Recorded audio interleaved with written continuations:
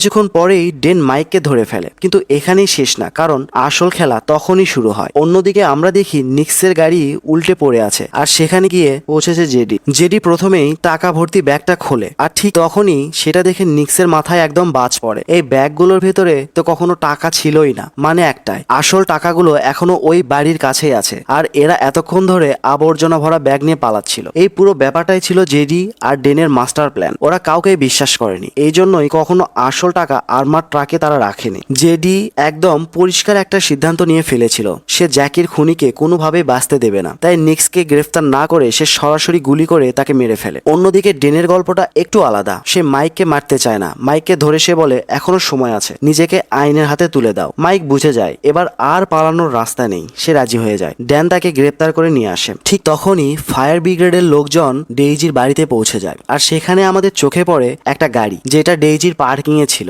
আর হ্যাঁ, সেই গাড়ির ভিতরেই ছিল সব টাকা উদ্ধার করে এরা ফিরে আসে নিজেদের ডিপার্টমেন্টে।